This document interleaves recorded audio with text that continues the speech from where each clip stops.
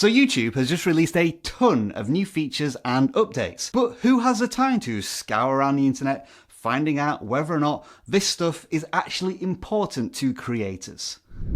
Well, yeah, we do.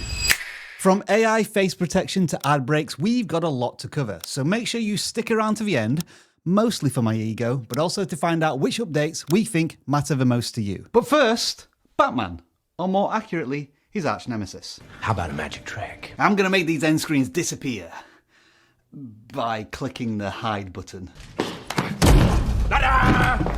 It's gone. Now this action will hide all of the end screen elements. It will only do it for the video you're watching, and when you hide all of the elements, there will be a show button to reverse this action. But hang on just a second. Surely hiding these end screens is bad for the discovery of your content as creators, right? We don't expect this to impact views, but we'll keep the audience posted if we expand this experiment to more users. YouTube, I'm gonna have to cross my fingers on that one.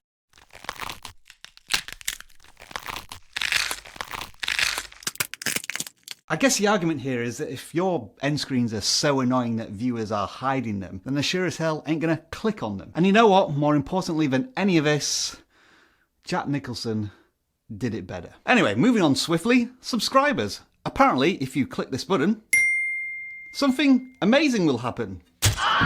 Allegedly. YouTube is experimenting with the idea of showing who has subscribed to your channel on the mobile app. This information will only be displayed to the creator of a channel, and you'll only be able to see subscribers who publicly show which channels they are subscribed to. Oh, I see what YouTube are doing here. They no longer want viewers to watch more videos, so they're gonna hide end screens. And instead, they want channels to have more subscribers, so creators have longer lists to swipe through on the phone. It's genius, really, isn't it? An idea is like a virus.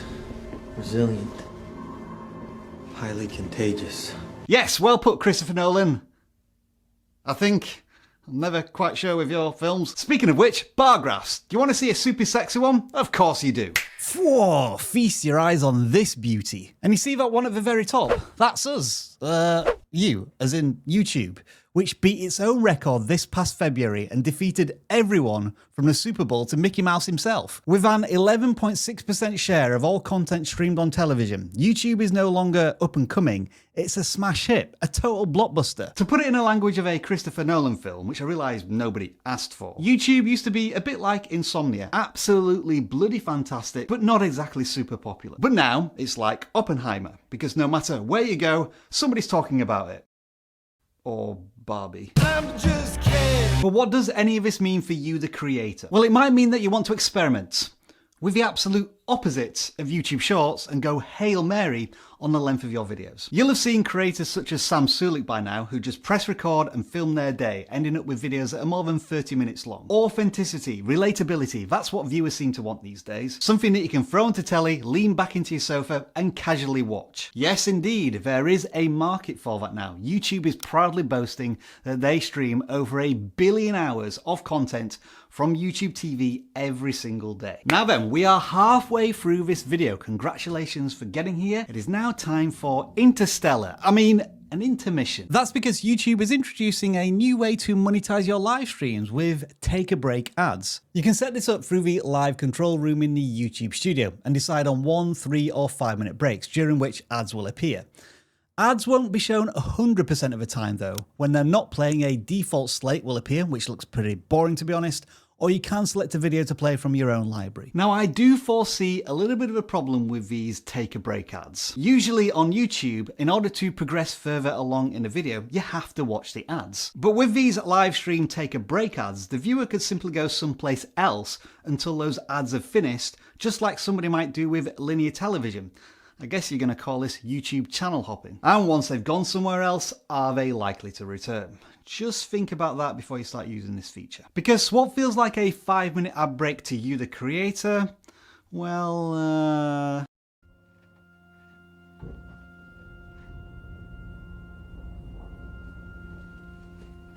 I've waited years. Interstellar done, now it's time for a pop quiz. We have already used AI somewhere in this video. Let us know in the comments where we used it and you'll win absolutely nothing. But what YouTube is conscious of is the potential impact AI has on a creator's likeness and how it might be abused. In order to address this concern, YouTube is piloting a scheme where they ask select creators to submit selfie videos in order to generate tools for protecting against this very problem. Fighting AI with more AI. This is a fantastic idea where absolutely nothing could possibly go wrong. But if it does work, I can finally get what I'm owed from this Hollywood numpty. Now this next story reminds me of the Christopher Nolan film Memento. YouTube has basically tattooed itself with a whole smorgasbord of updates to remind itself what it's been up to over the last 12 months. That includes automatic dubbing of your videos into other languages, we still haven't got that yet, an increase in the maximum length of YouTube Shorts from 60 seconds to 3 minutes, woohoo! Fan community posting where anyone can post on your community and ruin the reach of your own community posts. We've already made a video about that. The hype feature that's supposed to help small creators get discovered that I and many other people still haven't seen yet. And who could forget the thumbnail test and compare feature? Ugh. What was I supposed to remember? So the last thing we're going to talk about today is the very first thing viewers see when a video is uploaded. Notifications. Apparently, when viewers that sign up for all notifications on all of their favourite YouTube channels, like you've done with a VidIQ channel, right? It quickly leads to them becoming overwhelmed with a constant barrage of notifications. Funnily enough, it's like the Christopher Nolan film Tenet.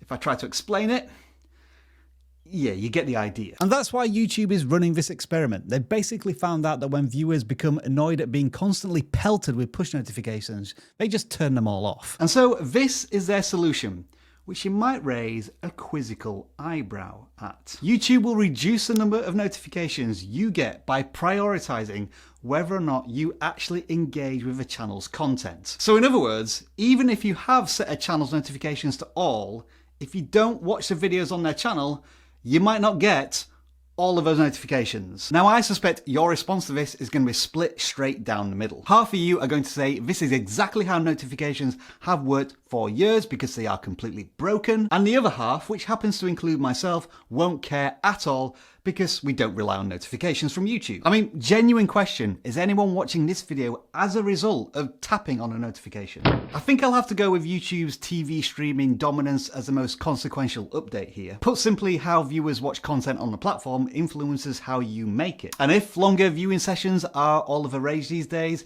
that presents new opportunities for you to reach new audiences. If you disagree, then do please start an argument in the comments. And at the same time, could somebody explain in less than 500 words what Tenet is about? What's happened's happened. Which is an expression of faith in the mechanics of the world. It's not an excuse to do nothing. Yeah, that didn't really help, Twilight Boy. And your version of Batman was awful. Truly, truly awful.